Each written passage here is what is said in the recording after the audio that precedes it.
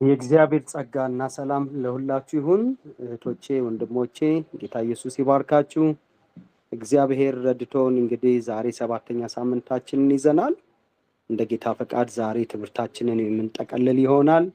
ምናልባት ጌታ ቢፈቅድና ብንኖር በርኒ ጋር ተነጋግረናል። የሚቀጥለውን ሳምንት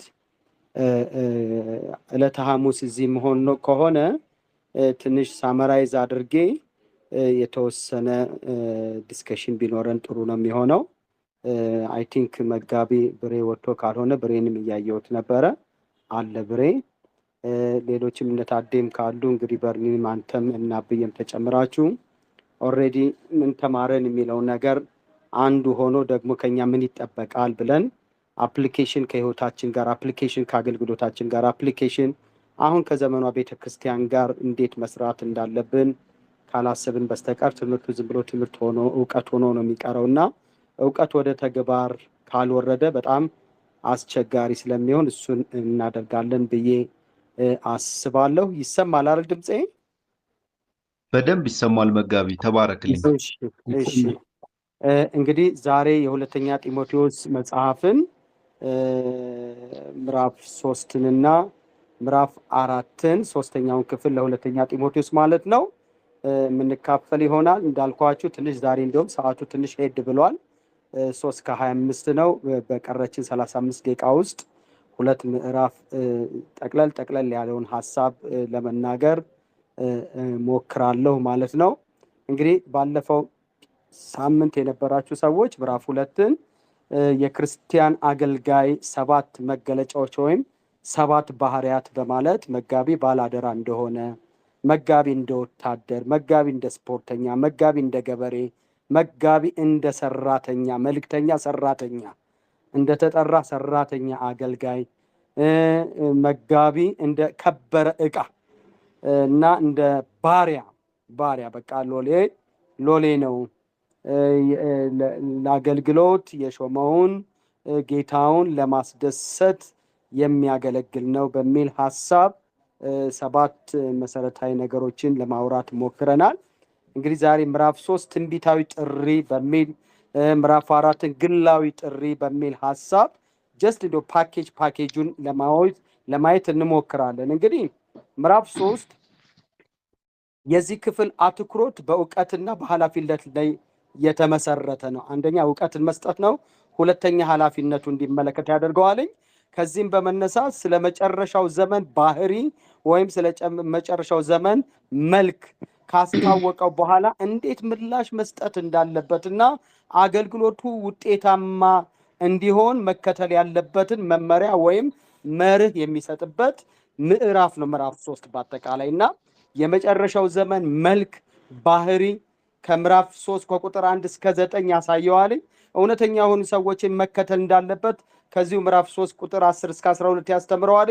እንደገና በእግዚአብሔር ቃል መጽናት እንዳለበት ምዕራፍ 3 ከ13 እስከ 17 ፓኬጅ ሐሳብ ለመናገር ሞክራለሁ ማለት ነው። እንግዲህ መቼም አገልጋይ አገልግሎቱን የሚያገለግለው በብዙ ሰዎች መካከል ነው። በብዙ ሰዎች መካከል ደግሞ ብዙ አይነት መልክ ያላቸው ምዕመናን ወይም ደግሞ አገልጋዮችን እንመለከታለን። እንግዲህ ምዕራፍ 3 ከቁጥር 1 እስከ 9 ክህደት በመጨረሻዎቹ ቀናት እንዴት ሊገዝፍ እንዴት መልኩ ሊገለጥ እንዳለ ወይም ደግሞ መንፈሳዊ ልጁን ሐዋርያው ማን ነው ጢሞቴዎስን ያሳስበዋል። አንደኛ ይህ ስለ መጨረሻው መልክ ወይ ባህሪ ሲናገር በሌላ ባቡን ያለው ነው ጭራቅ ማለት ፈልጎ ነው። ሐሰተኞች አገልጋዮች ጠንቀቅ ለማለት ፈልጎ ምን ክፍሉን ተነበው ነገር ግን መጨረሻው ዘመን ያስጨንቅ ጊዜ እንደሚመጣ ይህን ወቅ ይለዋል። አገልግሎት እንዲሁ ዝም ብሎ አስጨናቂ ዘመን አስጨናቂ ደግሞ መልኩ ሊሆን የሚችለውን ነገር ብሪፍ ሲያደርግለት ቁጥር 2 ጀምሮ ሰዎች ራሳቸውን የሚወዱ ይሆናሉ ይለዋል። ሰልፍ ሴንተርድ ይሆናሉ። ሰዎች በጣም ሰልፊሽነት ያጠቃቸዋል። ሰዎች ከኔ ይልቅ ወንድሜ የሚለውን ባህሪ ከኔ ይልቅ ወንድሜ የሚለውን ተግባራዊ መርህ የሚክዱበት የሚጥሉበት ራሳቸውን የሚያስቀድሙበት ዘመን እንደሚሆን ባህሪውን ወይም መልኩን ያስገነዝበዋል። ገንዘብን የሚወዱ ይሆናሉ። ትምክህተኞች ናቸው። ተሳዳቢዎች ናቸው። ትዕቢተኞች ይሆናሉ። ለወላጆቻቸው የማይታዘዙ ደግሞም የማያስመሰግኑ እግዚአብሔርን የማያመሰግኑ ሰውን የማያመሰግኑ ወላጅን የማያመሰግኑ ሌላ ቅድስና የሌላቸው ፍቅር የሌላቸው ለእርቅ የማይሸነፉ ቅድም ሰልፊሾች ናቸው ብለናል አይደል? ሰልፊሽ ከመሆናቸው የተነሳ ከሰዎች ጋር የተፈጠረውን ጠብ በእርቅ ለመዝጋት ይቸግራቸዋል። ለምን? የራሳቸውን ነገር የማስጠበቅ ባህሪ ስለሚጠናወታቸው ማለት ደግሞ ሐሜተኞች ናቸው። ራሳቸውን የማይገዙ ጨካኞች፣ መልካም የሆነውን የማይወዱ ከዳተኞች፣ ችኩሎች፣ በከንቱ በትዕቢት የተወጠሩ ከእግዚአብሔር ይልቅ ተድላን የሚወዱ ይሆናሉ። ቃሉን ያውቃሉ፣ ቃሉን ያነባሉ፣ የቃሉ ሰዎች ይመስላሉ። ነገር ግን ተድላቸውን ሽርፍራፊ ለእግዚአብሔር እውነት ብለው የማይቀይጡ የማያስቀምጡ ወይም ደግሞ መስዋዕት የማያደርጉ ሰዎች ይሆናሉ። ቁጥር 5 ላይ ጠቅለል አድርጎ ማንነታቸውን ብሪፍ ሲያደርግለት ሃይማኖታዊ መልክ አላቸው ይለዋል። እነዚህ ሰዎች ክርስቲያን ናቸው። እነዚህ ሰዎች ክርስቲያናዊ መልክ አላቸው። እነዚህ ሰዎች ሃይማኖታዊ መልክ አላቸው። እነዚህ ሰዎች ጥቅስ መጥቀስ ይችላሉ። እነዚህ ሰዎች መዘመር ይችላሉ። እነዚህ ሰዎች ከሰጧቸውም ደግሞ መስበክ ይችላሉ። አይቸግራቸውም። ነገር ግን ኃይሉን ክደዋል። ስለዚህ ከነዚህ ሰዎች ራቅ ይለዋል። ከነዚህ ሰዎች ራቅ። የመጨረሻው ዘመን መልክ አስቸጋሪ የሚሆነው ዓለማዊ ነን ብለው ዓለም ላይ አይደለም የሚያገኛቸው፣ እዚያው ውስጥ ነው የሚያገኛቸው።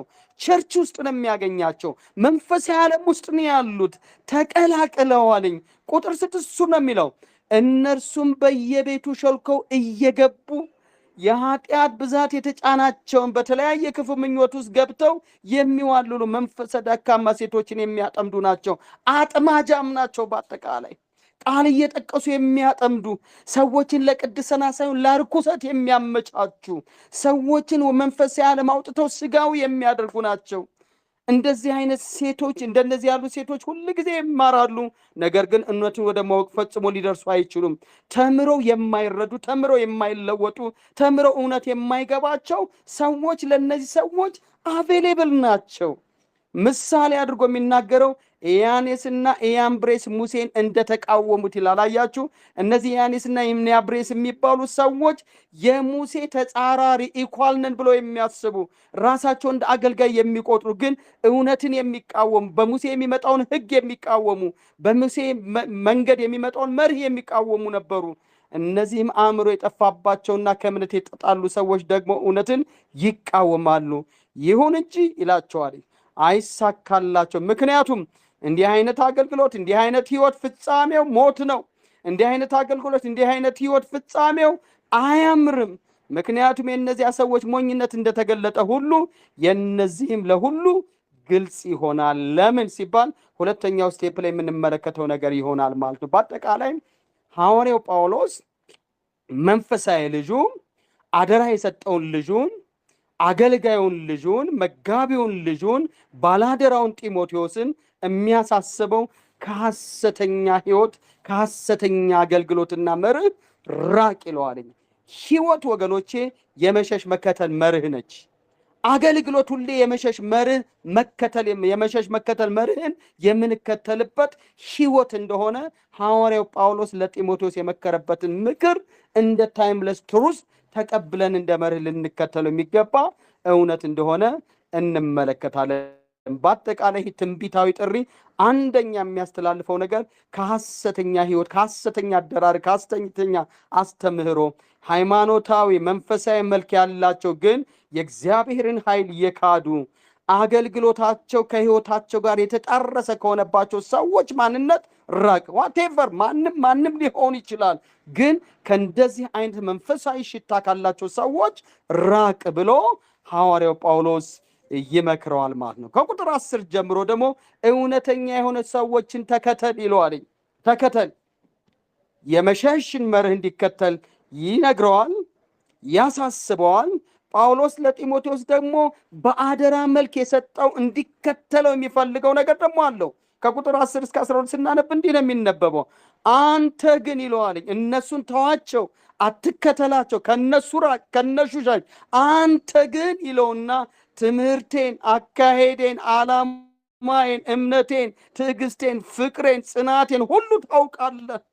ሐዋርያው ጳውሎስ የተናገረውን የሚኖር አገልጋይ ስለሆነ ሃሌሉያ የሚለው ምንድነው? ያሰባበክ ዘዴን አይደለም የሚለው፣ የንግግር ዜና አይደለም የሚለው፣ የንግግር ስኪሌን አይደለም የሚለው፣ አንደበተ ርቱዕነቱን አይደለም የሚያሳስበው። አንተ ግን ምንን? ትምህርቴን፣ እውነት የሆነውን ትምህርት፣ ቅድስና ያለበትን ትምህርት፣ የመንፈስ የሆነውን ትምህርት፣ ክርስቶስን ማዕከል ያደረገውን ትምህርቱን፣ ወንጌሉን፣ አካሄዱን፣ ዓላማውን፣ እምነቱን፣ ትዕግስቱን፣ ፍቅሩን፣ ጽናቱን ሁሉ ምን ትላለህ? ታውቃለህ ይለውና ስደቴን፣ መከራዬን በአንጾኪያና በኢዮንቄዮን በልስጥራም የደረሰብኝን ሁሉ የታገስኩትንም ስደት ታውቃለህ። ጌታ ግን ከነዚህ ሁሉ አዳነኝ። በእርግጥም በክርስቶስ ኢየሱስ ይለዋል በእውነተኛ መንፈሳዊ ሕይወት መኖር የሚወዱ ሁሉ ይሰደዳሉ። ክብር ለእግዚአብሔር ይሁን። ትክክለኛ መንፈሳዊ ሰዎች መከተል በጣም አስፈላጊ ነው። እውነተኛ የሆኑት ሰዎችን መርህ መከተል በጣም አስፈላጊ ነው። ሐዋርያው ጳውሎስ ለጢሞቴዎስ ሞዴል አድርጎ የሚያቀርበው ራሱን ነው። የተገለጠውን ማንነቱን ለተመልካች ሁሉ ህይወታቸው የተገለጠ ነው። እንደዚህ አይነት ሰዎች ትምህርታቸው ከህይወታቸው፣ አገልግሎታቸው ከህይወታቸው፣ ንግግራቸው ከህይወታቸው ያልተጣረሰ ያልተምታታ፣ የተናገሩትን የሚኖሩ የኑሩትን የሚያገለግሉ የሚናገሩት ሰዎች ናቸው። እውነተኛ የሆኑ ሰዎችን ተከተል ይለዋል። እምነቴን፣ ህይወቴን፣ ትምህርቴን፣ አካሄዴን፣ ትዕግስቴን ይለዋል። እነዚያኞች ሰልፍሾች ናቸው። እነዚህ ደግሞ ለሰው ነው የሚኖሩት። እነዚህ ለመንፈሳዊ ዓለም ነው የሚኖሩት። እነዚህ ራሳቸው ሳክሪፋይስ ያደርጋሉ። እውነተኛን ትምህርት ያስተምራሉ። የሰበኩትን ይኖሩታል። ዓላማቸው እግዚአብሔርን ማክበር እንጂ ራሳቸውን ማክበር አይደለም። መከራ ለመቀበል ፈቃደኞች ናቸው። በኢዮንቄዮን ያልተቀበልኩትን መከራ ከመከራውም አልፎ ደግሞ ትዕግስቴን ታውቃለህ፣ እሱን ተከተል ይለዋል። ክብር ለአምላካችን ለእግዚአብሔር ይሁን። ስለዚህ ይህ አንዱ የትንቢታዊ ጥሪ ሁለተኛው ሐሳብ እውነተኛ የሆኑትን ሰዎች ተከተል። የመጀመሪያው ከሐሰተኞች ራቅ። የሃይማኖት መልክ ካላቸው፣ መንፈሳዊ መልክ ካላቸው፣ ነገር ግን ኃይሉን ተካዱ፣ ነገር ግን ሰልፍሽ ከሆኑ፣ ነገር ግን ህይወታቸው አገልግሎታቸው ከኑሯቸው ጋር የተጣሩ ሰዎችን አትከተላቸው፣ አትመሰጥባቸው፣ አትምሰላቸው፣ አትከተላቸው። እንዲሁም ከነሱ ራቅ፣ ሽሽ። እውነተኛ የሆነውን ነገር ግን ተከተል ይለዋል። ክብር ለአምላካችን ለእግዚአብሔር ይሁን። ሁል ጊዜ ህይወት ቹዝ ነች፣ ምርጫ ነች። እየተውን የምንቀበለው እየራቅን የምንከተለው ነገር እንዳለን ማሰብ መቻል አለብን። እውነተኛ የሆኑትን ሰዎች ተከተል ይለዋል። ከ10 እስከ 12 ከ13 እስከ 17 በእግዚአብሔር ቃል ጽና፣ እየተከተልክ ደግሞ መጽናት ያስፈልግሃል። የሰይጣን ውሸት ለማሸነፍ የእግዚአብሔርን እውነት በቃሉ በኩል ማወቅ ብቻ ሳይሆን መኖር፣ ከዚያስ ማገልገል አስፈላጊ ነው። የሰይጣንን ስራ፣ የአጋንንትን ስራ፣ የክፉን ስራ ለመቃወም አንደበታችን ብቻ ሳይሆን ህይወታችን ጥርት ማለት አለበት። ህይወታችን ንጹህ መሆን አለበት። የሰይጣንን ውሸት ለማፍረስ እውነትን ይዘን መቆም አለብን። የሰይጣንን ርኩሰት ለመቃወም በቅድስናው መቆም አለብን። የሰይጣንን የሐሰትን አስተምህሮና አካሄድ ለመቃወም እውነትን ይዘን መጮህ አለብን። እውነተኛ ህይወታችን መጮህ አለበት። ኑሯችን መጮህ አለበት። አገልግሎታችን መጮህ አለበት። ክብር ለአምላካችን ለእግዚአብሔር ይሁን። ከእናንተ ጋር ሳለን እንደተናገርን ስንርቅ በስራ እንዲሁነን እንዳለ ሐዋርያው ጳውሎስ ምን ይለዋልኝ? ሐሰተኛ በእግዚአብሔር ቃል ጽና፣ የሰይጣንን ውሸት ለማሸነፍ የሚያስችለውን የእግዚአብሔርን እውነት በቃሉ በኩል እያወቅን መኖር ከዚያም ማገልገል አስፈላጊ ነው ይለዋልኝ። ከቁጥር 13 እስከ 17 የሚናገረው ሐሳብ እሱ ነው። ምን ይላል? ክፎችና አታላዮች ግን እየሳቱና እያሳቱ፣ አንደኛ እነሱ ይስታሉ፣ ስተውም ደግሞ ያስታሉ። እንደ ሳቱ እንኳን አይገነዘቡም። ስኪልፉል እንደሆኑ ያስባሉ፣ የተሻሉ እንደሆነ ያስባሉ። በስህተት መንገድ እንዳሉ አያውቁም። እየሳቱ ያስታሉ፣ በክፋትም ላይ ደግሞ ክፋትን ይጨምራሉ። በጣም የሚያሳዝነው ነገር ይሄ ነው ወገኖቼ። እኛ የእውነትን መንገድ እየተከተልን በእውነት መንገድ ከፍ እያለን በሄድን ቁጥር እነሱም በክፋት ላይ እየተጠበቡ በክፋት ላይ ክፋት እንደሚጨምሩ ማሰብ አለብን። ስማርት መሆን አለብን። የተሻለ እውነት ይዞን መቀጠል አለብን። የተሻለውን እውነት ከፍ ማድረግ መቻል አለብን። የተሻለ ግሬስ ይዘን መገለጥ መቻል አለብን። እውነትን በፍቅር መግለጥ መቻል አለብን። እነሱ ክፎች ናቸው፣ ያታልላሉ፣ ይስታሉ፣ ደግሞ እየሳቱ ያስታሉ። በክፋትም ላይ ደግሞ ክፋትን ይጨምራሉ። ወገኖች ግሬስ ብቻ ለሚጨምረው ክፋትን ይጨምራል። ይልቁንም በመጨረሻው ዘመን ክፋት ያይላል።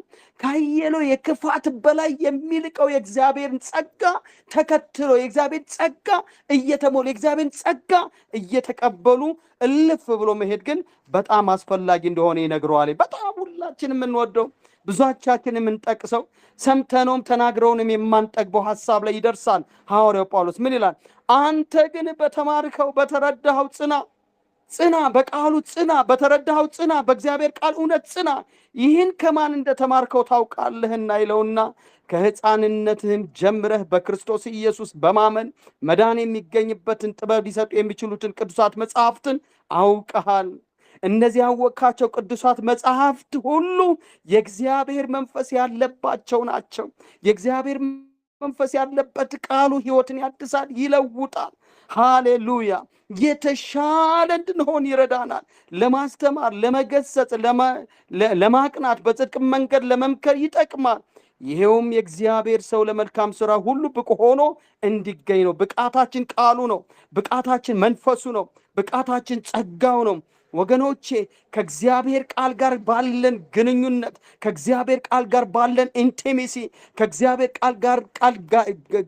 ቃል ጋር ባለን ጥምረት የሚመጣው ግሬስ፣ የሚመጣው ክብር፣ የሚመጣው ኃይል ለመልካም ስራ ሁሉ ብቁ እንድንሆን ይረዳናል ማለት ነው። ክብር ለአምላካችን ለእግዚአብሔር ይሁን። በአጠቃላይ ምዕራፍ 3 ሲጠቀለል ከሐሰት አስተምህሮ፣ ከሐሰት አካሄድ፣ ከሐሰት ማንነት እንድንርቅ ደግሞ እውነተኛ የሆነውን እውነት እንድንከተል፣ እውነተኛ የሆኑ ሰዎች እንድንከተል፣ መርሃቸውን እንድንከተል፣ ከዚያስ በእግዚአብሔር ቃል መጽናት እንደሚጠበቅብን ያስተምራል ማለት ነው። ክብር ለአምላካችን ለእግዚአብሔር ይሁን። አላችሁልኝ ወገኖቼ? አለን መጋቢ። እግዚአብሔር በደንብ ይሰማል። ክብር ለአምላካችን ለእግዚአብሔር ይሁን ወገኖቼ። ስለዚህ አንድ መረዳት ያለብን እውነት ምንድን ነው ካላችሁኝ፣ ዘመኑ እየተሻሻለ አይሄድም። ዘመኑ የተሻለ እውነት ይዞ አይመጣም። ይልቁንም የእግዚአብሔር ቃል ሲናገር ቀኖቹ ክፎች ናቸው ይላልኝ። የኛ እድል ፈንታ በእግዚአብሔር ጸጋ፣ በእግዚአብሔር ቅባት፣ በእግዚአብሔር መንፈስ ክፉን ዓለም በክርስቶስ ኢየሱስ ስም መዋጀት ነው። በክርስቶስ ኢየሱስ መጠቅለል ነው። በወንጌል እውነት ምን ማለት ነው? መግራት ነው ከኛ የሚጠበቀው። ምክንያቱም እዚሁ ምዕራፍ 3 ቁጥር 1 ላይ ስለ ጸጋን የሚያወራው ምን አይነት ጸጋ? ነገር ግን በመጨረሻው ዘመን የሚያስጨንቅ ጊዜ እንደሚመጣ እወቅ። ይህ የሚያስጨንቀውን ዘመን ማሸነፍ የምትችልበት እውነት ደግሞ ትምህርቴን፣ አካሄደን፣ ዓላማዬን፣ እምነቴን፣ ትዕግስቴን፣ ፍቅሬን፣ ጽናቴን ማወቅ፣ ከዛስ እሱን እውነት መከተል፣ እሱን እውነት መግለጥ ነው ብሎ ሐዋርያው ጳውሎስ ስለ እግዚአብሔር ግሬስ፣ ስለ እግዚአብሔር ክብር፣ ስለ እግዚአብሔር መንፈስ ያወራዋለኝ። ወረድ ብሎ ቅድም እንዳነበብኩላችሁ የእግዚአብሔር ቃል የእግዚአብሔርን ሰው ለመልካም ስራ ሁሉ የሚያዘጋጅ ክብር፣ መንፈስ፣ ህልውና እንዳለው ይነግረዋል ማለት ነው። ክብር ለአምላካችን ለእግዚአብሔር ይሁን። ስለዚህ ሐሰተኛ አስተምህሮና አካሄድ መራቅ የመጨረሻው ዘመን መልክ የመጨረሻው ዘመን ባህሪ ክፋቱን ይገልጥና ከሱ እየራቀ እውነተኛ የሆነውን ነገር እንዲከተል በእግዚአብሔር ቃል ደግሞ መጽናት እንዳለበት ሐዋርያው ጳውሎስ መንፈሳዊ ልጁ ለሆነው ለጢሞቴዎስ ይመክረዋል ማለት ነው። ሁለተኛው ዛሬ የምንነጋገረው ግላዊ ጥሪ ብለን የምንነጋገረው ምዕራፍ 4 ከቁጥር 1 እስከ 22 ያለውን ነው። ሐዋርያው ለጢሞቴዎስ 3 ማስጠንቀቂያ ምክር አዘል እውነታን ሰጥቶታል ወይም ደግሞ አቀብሎታል። ምን ይለዋል? መጀመሪያ ምዕራፍ 4 ከቁጥር 1 እስከ 4 ቃሉን ስበክ የሚል ነገር ነው ያለው። ቃሉን ምን በል ስበክ። ከዚያስ በሁለተኛ ደረጃ ምዕራፍ 4 ከቁጥር 5 እስከ 8 አገልግሎትን ፈጽም ይለዋል። አገልግሎትን ፈጽም። በሶስተኛ ደረጃ የዚህ ትምህርት መጨረሻ ሐሳብ ምንድነው ካላችሁኝ ከቁጥር 9 እስከ 22 ትጉህና ታማኝ ሁን የሚል ይሆናል። ትጉህ ታማኝ ሁን።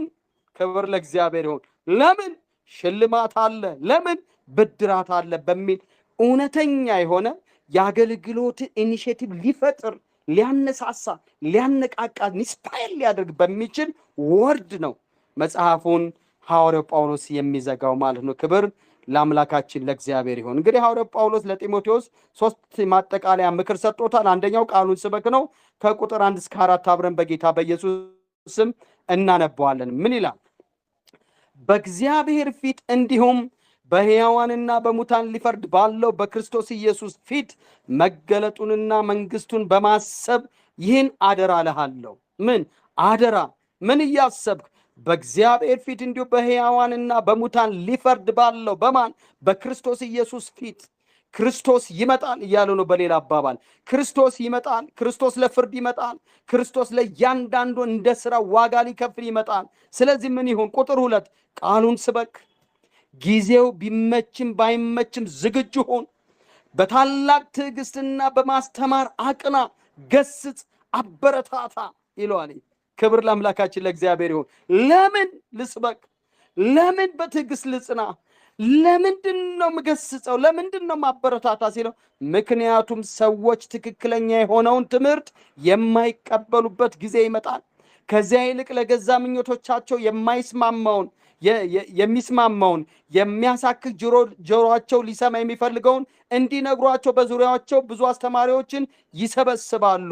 እውነትን ከመስማት ጆሮአቸውን ይመልሳሉ፣ ወደ ተረትም ዘወር ይላሉ። የዚህ ዘመን መልክ በተለይ በጣም ይሄን ነው የሚመስለው። ሰዎች የእግዚአብሔር ቃል ምን ይላል? ዛሬ እግዚአብሔር ለኔ ያለው መልእክት ምንድን ነው? ለኔ ያለው ተግሳጽ ምንድን ነው? ለኔ ያለው ምክር ምንድን ነው? ህይወቴን ሊያቀና፣ ኑሮዬን ሊያቀና፣ ህይወቴን ሊያነጻ፣ ልከተለው ልኖረው የሚገባ እውነት ምንድን ነው? ማን ነው የሚነግረኝ? ማን ነው የሚገስጸኝ? ማን ነው የሚመክረኝ? ማን ነው ኖ የሚለኝ? የሚለውን ነገር መስማት አይፈልጉም። ሰው ሁል ጊዜ ይሆንልሃል፣ ይሳካልሃል፣ ያለህበት መንገድ ትክክል ነው፣ ጠርምስ ስበር እንዲለው የሚፈልገውን ሰባኪ ነው የሚፈልገው። ሐዋርያ ጳውሎስ ይሄን ነው የሚለው። ምን ይለዋል? በእግዚአብሔር ፊት እንዲሁ በሕያዋንና በሙታን ሊፈርድ ባለው በክርስቶስ ኢየሱስ ፊት ነው ማዝህ መገለጡና መንግስቱን በማሰብ ይህን ደግሞ አደራ እልሃለሁ። ምን ነው? ክርስቶስ እንደሚገለጥ እያሰብክ በክርስቶስ ፊት እንደምንቆም እያሰብክ ይህን አደራ እልሃለሁ። እባክህ አደራ። ምን ሆን? ቃሉን ስበክ። ምን አይነት ቃል? እውነትን ስበክ፣ ቅድስናውን ስበክ፣ ክርስቶስ ይመጣል ብለህ ስበክ። ሃሌሉያ። ኖ እያልክ ስበክ፣ እምቢ እያልክ ስበክ፣ ከእውነት ሳትዛነፍ ስበክ። ለእውነት ኖረን እውነትን ሰብከን እንዳለፍን እሱን ስበክ። ጊዜው ደግሞ የማይመች ጊዜ ነው። ቢሆንም ጊዜው ባይመች ቢመችም ዝግጁ ሁን። ምን ለማለት? እውነትን ለመናገር፣ ቅድስናውን ለመናገር፣ ምጽአቱን ለመናገር፣ ኢየሱስ ብቻ እንደሚያድን ለመናገር በታላቅ ትዕግስትና በማስተማር አቅና። እሱም ብቻ አይደለም ገስጽ። ካልሆነ የፈለገው ነገር ይምጣ ለእውነት ቦልድ መሆን እንዳለበት ይመክረዋል። ከዚያስ እውነትን የያዙ ሰዎችን ደግሞ አበረታታ ይለዋል። ክብር ለአምላካችን ለእግዚአብሔር ይሁን። በክርስቶስ ኢየሱስ እግዚአብሔርን የመሰሉ ሊኖሩ የሚወዱ ሁሉ ይሰደዳሉ አለ። በክርስቶስ ኢየሱስ እግዚአብሔር ለመምሰል የሚወድ ሰው ሁሉ እውነትን ስለያዘ ሊሰደድ ይችላል። ምን ፋራ ሊባል ይችላል። ምስኪን መስሎ ሊታይ ይችላል። ቢሆንም ሃሌሉያ እነሱን እያበረታታ እነዚያን እየገሰጽ በትዕግስት እያስተማርክ እያቀና ቃሉን በጊዜውም ቢመችም ባይመችም ለመስበክ ዝግጁ ሁን ብሎ ይነግረዋል ማለት ነው። ክብር ለአምላካችን ለእግዚአብሔር ይሁን። ስለዚህ ይህ ምንድነው ሐዋርያው ጳውሎስ ግላዊ ጥሪን በተመለከተ የመጀመሪያው ሐሳብ ቃሉን በጊዜውም አለጊዜውም እንዲሰብክ። ለምን? ሰዎች በጣም በቃ ጽድቁን፣ ቅድስናውን፣ እውነትን ለመስማት ሳይሆን ራሳቸውን ደስ የሚያሰኛቸውን ነገር የሚናገሩ ሰዎችን ለመስማት ብቻ የሚሮጡበት ዘመን ስለሚመጣ አንተ ግን ቃሉን ስበክ፣ አንተ እውነትን ስበክ፣ አንተ ክርስቶስን ስበክ፣ አንተ ሰማይን ስበክ። በጊዜውም ባለጊዜውም ቢመችም ባይመችም የስ ቢሉህም ባይሉህም ፋራ ቢሉህም ጥግ ቢያስይዙህም ከእውነት ዝንፍ እንዳትል የሚል ጥሪ ነው የሚያቀርበልህ። ቃሉን ስበክ። ይህን ቃል እየተናገረ ያለው ሰው መጨረሻ ህይወቱን እንደ ቁርባን መስዋዕት አድርጎ ሊያቀርብ እየተዘጋጀበት ባለበት ዘመን ነው። እውነትን አያጣርስም፣ አያመቻምችም፣ አይደራደርበትም፣ እሴቱን አይጥልም፣ ክርስቶስን አያስነካም። ሃሌሉያ! እምነቱን አያስነካም፣ ሃይማኖቱን አያስነካም። ክብር ለእግዚአብሔር ይሁን። ቢመችም ባይመችም እስር ቤት ውስጥ ሆኖ ውጭም ቢሆን እውነትን አያዛንፍም፣ አይሸቅጠውም፣ አይሸቃቅጠውም፣ መቼውም ቢሆን አይቀይረውም መልእክቱን። ለምን? ከእግዚአብሔር ልጅ ከኢየሱስ ነው የተቀበለው። ክብር ለአምላካችን ለእግዚአብሔር ይሁን። ከዚያስ ቃሉን ስበክ ይለውና ሁለተኛ ደረጃ አገልግሎትህን ፈጽም ይለዋል። ከቁጥር 5 እስከ 8 የእግዚአብሔር ቃል ምን ይላል? አንተ ግን በሁኔታዎች ሁሉ የረጋህ ሁን።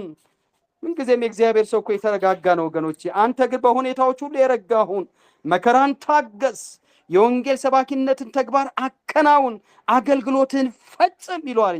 ፍጻሜ ላይ የደረሰ ሰው ምክር ነው ይሄ ምክር። ኦልሬዲ ህይወቱን እንደ ቁርባን መስዋዕት አድርጎ ሊያቀርብ በተዘጋጀ ሰው ህይወት አልፎ የሚወጣ እውነት ነው ይሄ።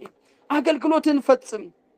ከዚያስ ቁጥር 6 እኔ እንደ መጠጥ ቁርባን መስዋዕት ለመፍሰስ ተቃርቤያለሁ ይለዋል። ሳክሪፋይስ ላደርግ ነው ራሴን ለእውነት፣ ለክርስቶስ፣ ለወንጌል። ሃሌሉያ!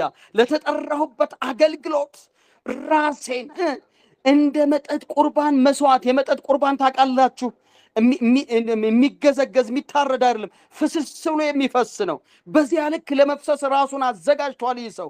እንደ መጠጥ ቁርባን መስዋዕት ለመፍሰስ ተቃርቤያለሁ፣ ተለይቼ የመሄድበት ጊዜ ደርሷል። ወደ ማን? ወደ ክርስቶስ።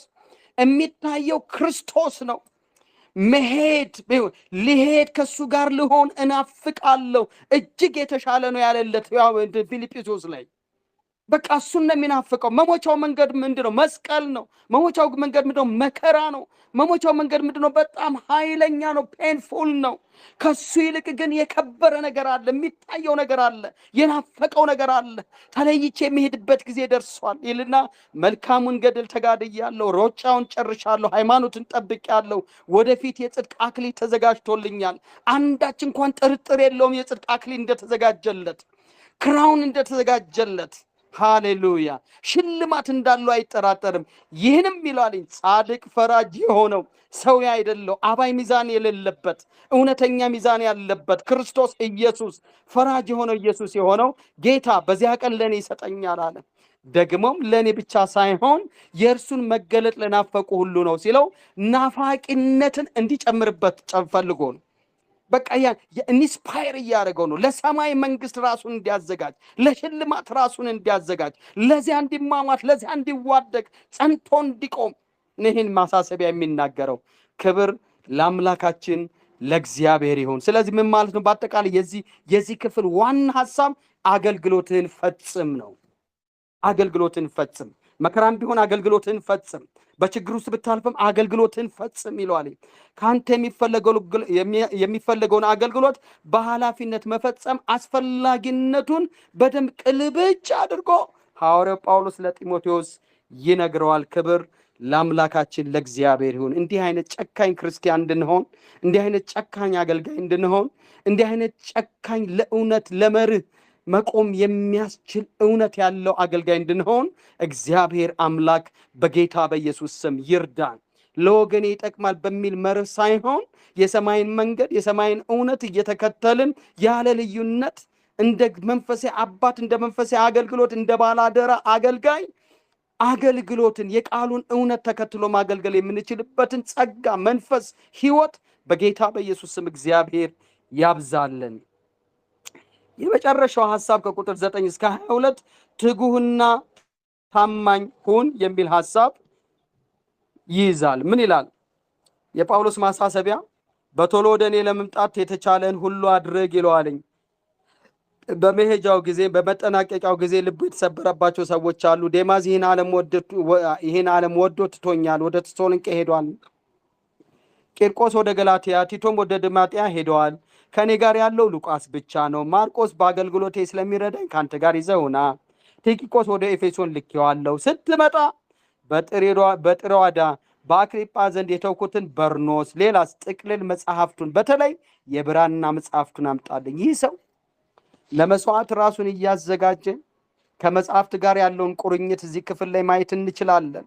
ከመጽሐፉ ጋር ከቃሉ ጋር ከመንፈሱ ጋር ናፋቂ ሕይወት ናፋቂ ልብ እንዳለው መመልከት እንችላለን። ጥቅልል መጽሐፍቱን በተለይም የብራና መጽሐፍቱን አምጣልኝ ይለዋልኝ። እንደምታውቁት የሐዋርያት ሥራ ብቻ በ1500 የፍየል ሌጦ ነው የተጻፈው። መጽሐፍቶችን ለመጻፍ ብዙ ዋጋ ያስከፍላል። ጥቅልል መጽሐፍቱን ይዞ ለመምጣት ብዙ ድካም ያስፈልገዋል። ግን ይፈልገዋል፣ እየሞተ ይፈልገዋል። ሽርፍራፊ ቀናት ቀርተውት ይፈልገዋል። ለምን? ከቃሉ ጋር ያለው ኢንቲሚሲ በጣም ከባድ ነው፣ በጣም ከባድ ነው። ጥቅልል መጽሐፍቱን በተለይ የብራና መጽሐፍቱን አምጣልኝ ይለውና አንጥረኛው እስክንድሮስ ብዙ ጉዳት አድርሶብኛል፣ ጌታ ግን የእጁን ይሰጠዋል፣ አዝኖበታል፣ መልእክታችንን እጅግ ተቃውሟልና አንተም ከእርሱ ተጠንቀቅ። ከተከሰስኩበት ነገር የመጀመሪያ መከላከያን ሳቀር ማንም ሊያግዘኝ አልመጣም። ነገር ግን ሁሉ ትተውኝ ሄዱ። ይህንም አይቁጠርባቸው፣ ምሕረት ያደርግላቸዋል። ነገር ግን መልእክቱ በእኔ አማካኝነት ተውኝም አልተውኝም፣ ከጎኔ ቆሙም አልቆሙም፣ ነገር ግን መልእክቱ በእኔ አማካኝነት በሙላት እንዲሰበክ በሙላት እንዲነገር አሕዛብ ሁሉ እንዲሰሙት ጌታ በአጠገቤ ቆሞ አበረታኝ፣ ከአንበሳ መንጋጋ አዳነኝ። በጌታ በኢየሱስ ስም ሰው ቢተዋችሁም ጌታ ካጎናችሁ ይቆምላችሁ። ሃሌሉያ። የሰዎች ክዳት የሰዎች ሽሽት ልቡን ቢሰብረው ልቡን ሞቅ የሚያደርገው የእግዚአብሔር አብርሆት የጌታ አብርሆት ከሱ ጋር ነበረ። ጌታ ከክፉ ነገር ሁሉ ያድነኛል፣ ወደ ሰማያዊ መንግስቱም በሰላም ያደርሰኛል። ሰማይ ያደርሰኛል፣ ክርስቶስ ጋር ያደርሰኛል። ለእርሱ ከዘላለም እስከ ዘላለም ክብር ይሁን ይልና ከኦዲየንሱ አሜን አይጠብቅም፣ ራሱ አሜን ይለዋል። ክብር ለእግዚአብሔር ይሁን። ከዚህ የተለየ ከዚህ የተሻለ ምንም በረከት የለምና የእግዚአብሔር የአምላካችን ስም የተባረከ ይሁን። ስለዚህም አገልጋዩ ተከታዩ ባላደራው ጢሞቴዎስ ትጉህና ታማኝ እንዲሆን ከከዳተኞች ጎራ እንዳይከተል ሁልጊዜ ታማኝነቱን እንዲጠብቅ ትጉህ ሰራተኛ እንዲሆን በፍጥነት ወደ እኔ ና ነው የሚለው። በፍጥነት ሲመጣ ደግሞ በርኖሱን መጽሐፍቱን ጥቅልሉን የብራናውን መጽሐፍት ይዞ እንዲመጣ እንዲተጋ፣ ከዚያስ ታማኝ ሆኖ እንዲቀጥል እስከ መጨረሻ እንዲጸና ይመክረዋል ማለት ነው። የመጨረሻው የስንብትን ሰላምታ የሚናገርበትን ክፍል ላንብብና እንጠቅልለው። ለጵርስቅላና ላቂላ ለሄፈርኖስም ቤተሰቦች ሰላምታ አቅርብልኝ። አርስጦስ በቆሮንቶስ ቀርቷል። ፍርሞስም ስለታመመ በሚሊጢን ትቼዋለሁ። ከክረምት በፊት ወደዚህ ለመምጣት የተቻለህን አድርግ። ከማን? ከክረምት በፊት። አውግሎስና ጲሎስ እንዲሁም ሊኖስ ቅላውዲዮስና ወንድሞች ሁሉ ሰላምታ ያቀርቡልሃል። ጌታ ከመንፈስ ጋር ይሁን፣ ጸጋ ካንተ ጋር ይሁን ብሎ ይሰናበተዋል ማለት። ስለዚህ በአስቸኳይ እንዲመጣ ይጠይቀዋል። ምክንያቱም ሲባል ይህ ሰው እንደ ቁርባን መስዋዕት ሊፈስ ራሱን ያዘጋጀበት ዘመን ስለሆነ ነው። በአጠቃላይ ምዕራፍ 4 ሲጠገለል ግላዊ ጥሪ ነው። ግላዊ ጥሪው ደግሞ 3 ዋና ዋና ሐሳቦችን አጠቃሎ ይናገርበታል። አንደኛው ቃሉን ስበክ ነው። ሁለተኛው አገልግሎትን ፈጽም ነው። ሶስተኛ ትጉህና ታማኝ ሁን የሚል ጥቅልል ሐሳብ ሐዋርያው ጳውሎስ ለጢሞቴዎስ ያስተላልፍለታል ማለት ነው። ወገኖቼ እንግዲህ እውነተኛው አገልግሎት ይህን ይመስላል። እውነተኛው አገልግሎት ይህን ይመስላል። በተለይ ሁለተኛ ጢሞቴዎስ መጽሐፍ መከራን ተቀበል የሚል ዋና ሐሳብ የያዘ መጽሐፍ ነው። ወገኖቼ በዚህ ዘመን ምን ልበል የብዙዎችን አገልጋይ መልክ ይዘን የምንቀጥልበት ሳይሆን የጥቂቶችን እውነተኛ የሆኑ አገልጋዮችን መልክ ተከትለን እውነተኛ የሆነውን ጌታ ማገልገል የምንችልበት ዘመን እንደሆነ ቆም ብለን ልናስብ ይገባል ማለት ነው። እግዚአብሔር ይባርካችሁ። ጌታ ኢየሱስ ይባርካችሁ፣ ጸጋ ያብዛላችሁ። ሲጨርስ ሐዋርያው ጳውሎስ እንዲህ ብሎ እንደጨረሰ ጌታ ከመንፈስ ጋር ይሁን እንዳለ ጌታ ከመንፈሳችሁ ጋር ይሁን፣ ጸጋ ከእናንተ ጋር ይሁን እንዳለ ካንተ ጋር ይሁን እንዳለ በጌታ በኢየሱስ ስም በዚህ ዘመን የጌታ ጸጋ ይብዛላችሁ ይሁንላችሁ። በጌታ በኢየሱስ ክርስቶስ ስም እንደ ታማኝ አገልጋይ ሐዋርያው ጳውሎስ እንደመከረው እንደ ባላደራው እንደ ጢሞቴዎስ እውነትን ተቀብላችሁ የምታስቀጥሉ ሰዎች በጌታ በኢየሱስ ስም ያድርጋችሁ። እግዚአብሔር ይባርካችሁ።